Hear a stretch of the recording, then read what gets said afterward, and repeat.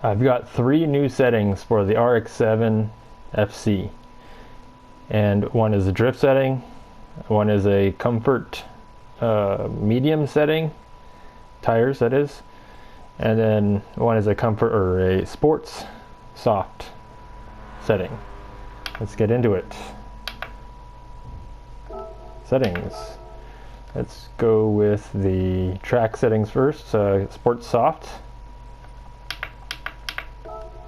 What I found with this car is the rear, well, not just the rear anti-roll bar, but both front and rear anti-roll bars at maximum of 10 are not stiff enough. So I need to increase the overall stiffness of the suspension through the natural frequency. And I've spent some more time on this than I did in my previous video. And these are the natural frequencies I found to work well with these sports soft settings, along with this initial torque.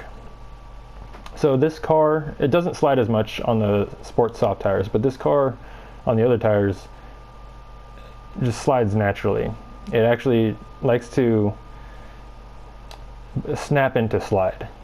So to prevent the snapping into slide, I want to make it, I'm going to force it into slides on purpose so that I'm controlling the slide instead of being surprised by the slide. And because it's going to be sliding, I want the initial torque high so that when I lift off the throttle, it regains grip when I lift off throttle, because the both inside and outside rear tires are forced to spin at similar speeds rather than differing speeds. So it doesn't want to rotate lift off throttle, or is it off throttle rotation? So I want to prevent the off throttle rotation. I want it to rotate on throttle.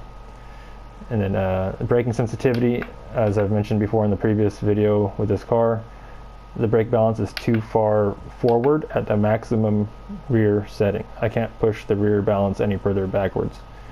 So the braking sensitivity is at the minimum.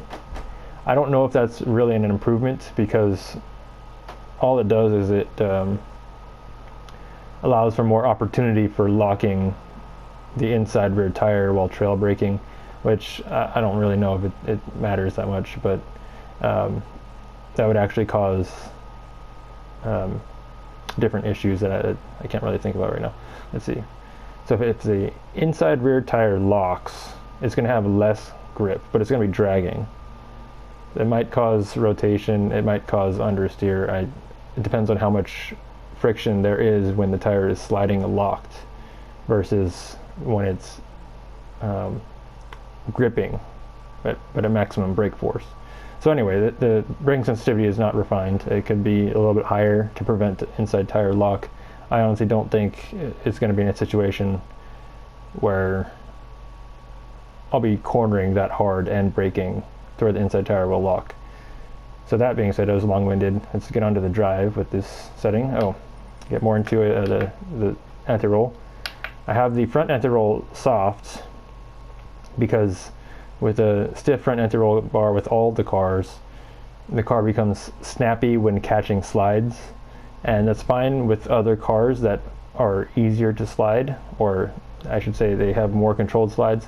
This one, it gets into surprise slides, which I don't like, and so in order to control those surprise slides, I have it, soft, so it has less snappiness when I counter steer. So even though I have even more oversteer with the soft anti-roll bar in the front, it's more controllable oversteer because it doesn't snap understeer when I counter steer into the slide.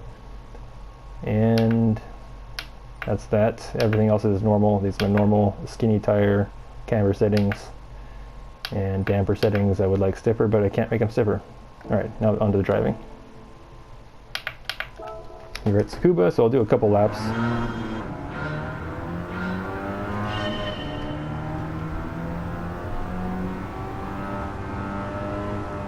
So this car likes to understeer and then snap into oversteer basically regularly, but in really awkward situations. So what's best to do is to corner on throttle, which I've also mentioned in the other video. I just have to get the car slowed down enough to be able to corner on throttle. So it gets it into a slight rotation on throttle. Let's see if I'm going slow enough here. And then that's a little bit too much oversteer. Then it becomes a more controllable oversteer through the apex.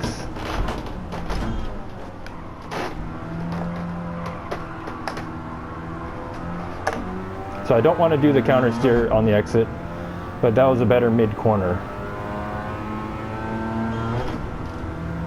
And this car revs up really quickly if I don't lift throttle all the way on the upshifts. So I'm not really going fast enough here. As you can see, I'm putting very little steering input around that corner. That means it's not understeering. So I'm understeering a lot here because I'm turning the wheel a lot, as you can see by the steering wheel on the screen. It's a 1-to-1. And then if I corner on throttle, too fast at the apex. Let's try that again.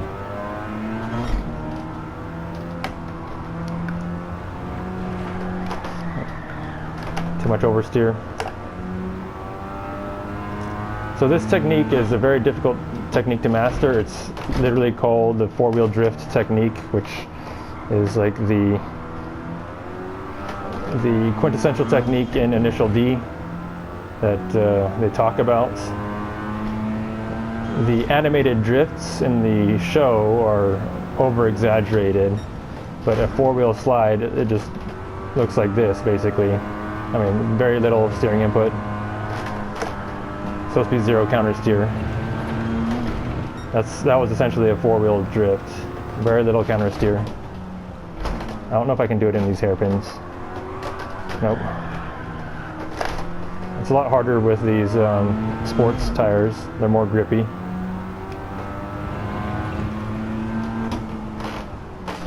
So anyway, I'm running out of time with this setting. Too much on the curb there.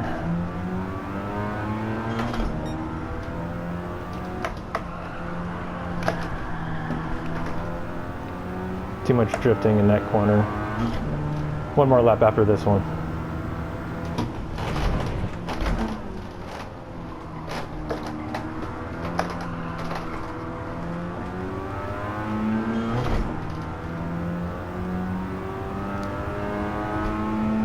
Should be in 107s, maybe even 106s with these tires. Nice rotation on the brakes.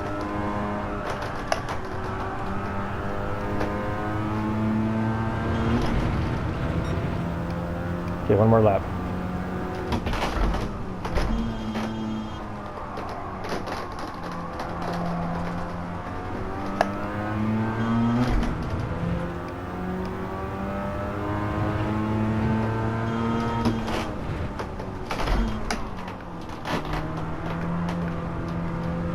There's that rotation on throttle through the corner. I actually did it that time. Try not to over throttle this corner this time.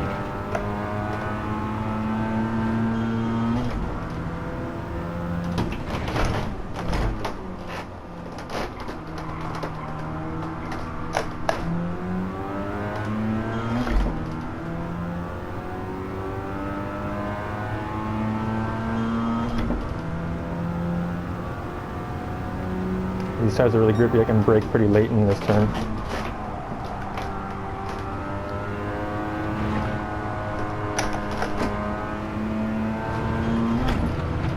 That's pretty close. So yeah, 106.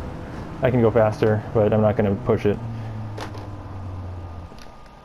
That was a pretty good last lap there for the technique I was trying to display. The four-wheel drift. I'm not going to get into the replay. On to the next setting, which is the comfort mediums.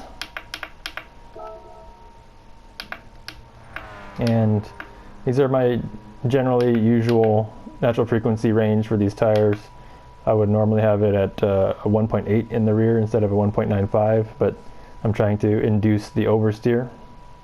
Same differential settings. Oh, and also no modifications, same with the other car. I mean the other setting that the other setup sheet that I was just showing. Damper settings the same anti-roll, same ride height. And onto the drive. Let's do this real quick because the video is already long, just from my long-winded explanation of the other setup.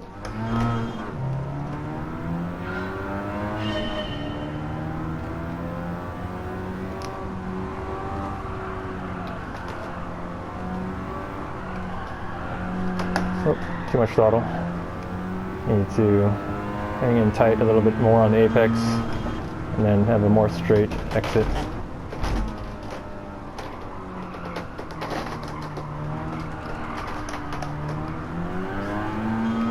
Too much throttle on exits. But this slide's really nice now, as opposed to the previous setting that I just whipped together. So that understeer mid-corner. There's that mid-corner drift into a grip exit. Not enough. Didn't slow down enough. I'm on different tires. I need to remember that.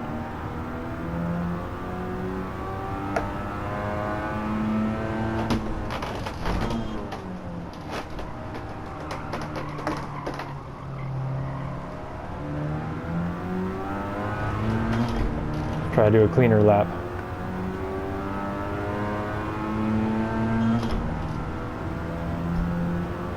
So again, I can brake pretty late here. Not as late as the other tires. Getting out throttle out. Too much throttle. That's a four-wheel drift. Pretty close to, I had to counter steer a little bit.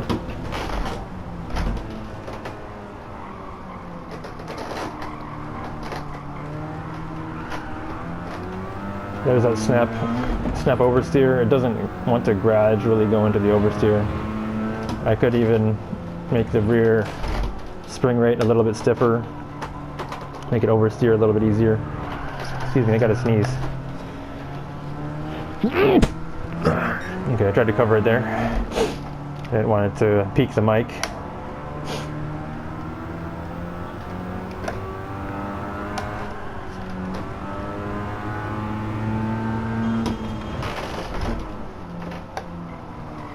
See if I can get a good lap. I just have to remember, take the apex's slower speeds compared to the previous setting.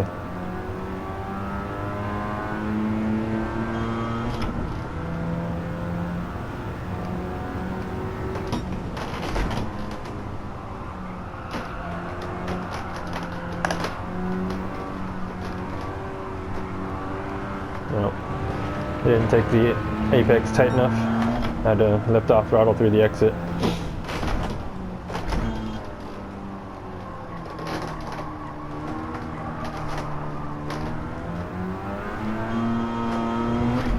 That was all right.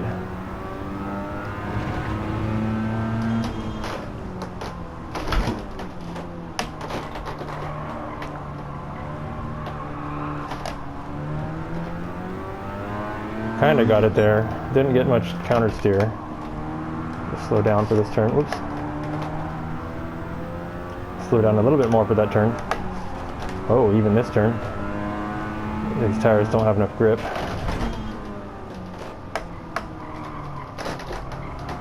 There's a rotation on throttle and throttle out with grip. So that's another sloppy example of the proper technique. Proper, what's called four-wheel drift technique. Just get it to enter and slide. Not too much throttle, darn it. We're not there. One more lap.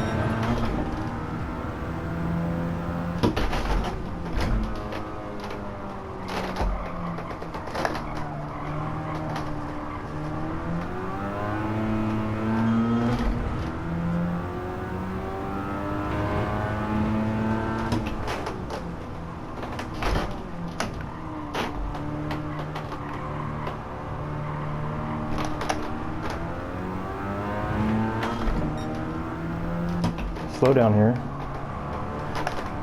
And throttle out. There we go.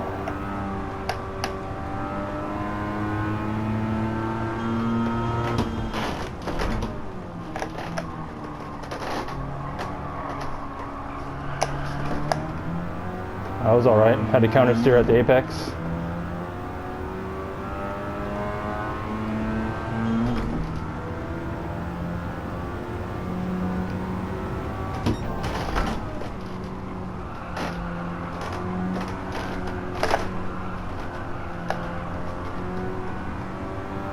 Okay, that was better.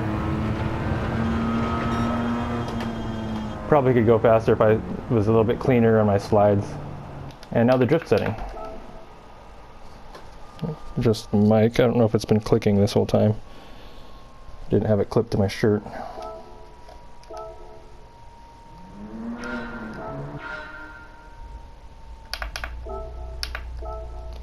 And the comfort hard drift settings with the comfort medium tires in the front. And these are the settings. Again, no mods, just steering adapter and a handbrake, which I'm not going to use. Transmission for all three is the stock transmission. The strategy with any drift car in this game is minimum front natural frequency. Makes it less snappy because I can't adjust the damping. Or I can't make the damping any higher ratio. It's going to be the same ratio, but I can't get a higher ratio. Anyway, anti-roll is soft again, also because of the damping. Stiff rear spring so it doesn't wobble. And this is very important, the negative camber angle in the rear, and fully locked diff. Alright, I might be a little bit sloppy because I was just not drifting in the last two segments. I think I can just go full throttle and then drift it. There we go.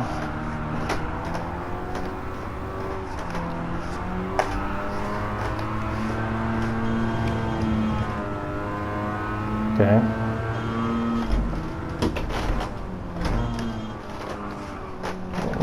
I'm scared to get it sliding.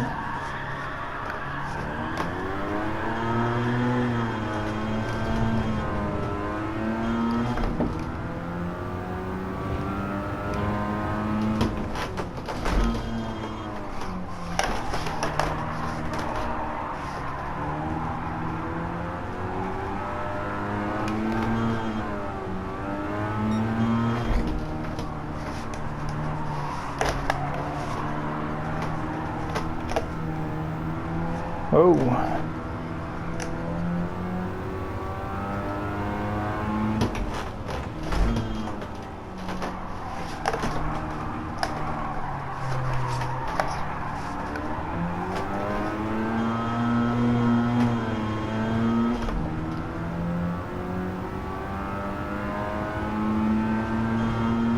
As you can see, it's pretty controllable.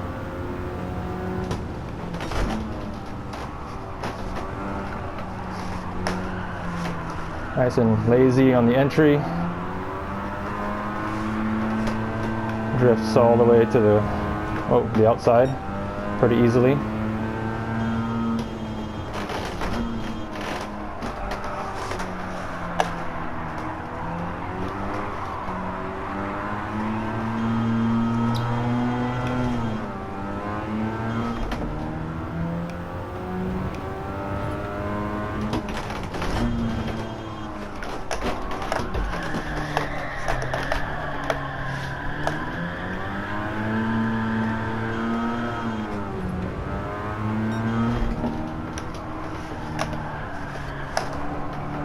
Oh, not enough drift angle.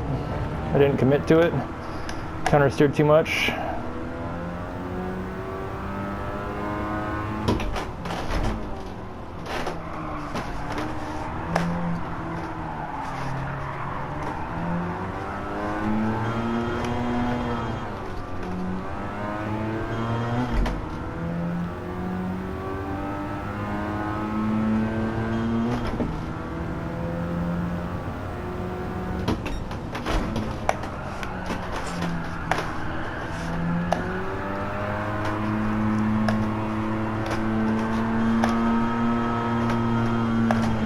we go. It's pretty straightforward.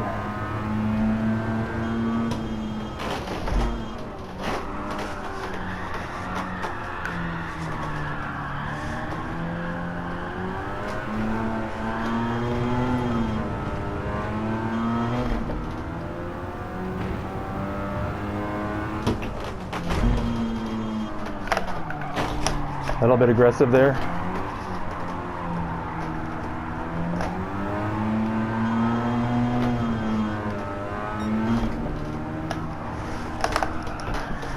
Oh. For some reason I'm afraid to drift that turn properly.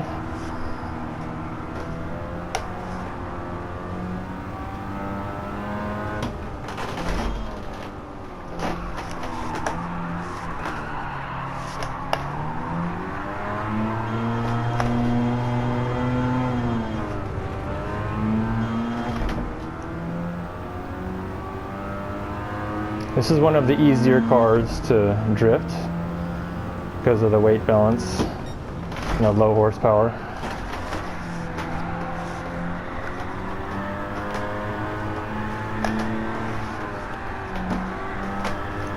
Didn't quite make it to the curb, but that's pretty fine. And that's that. Let's watch that replay.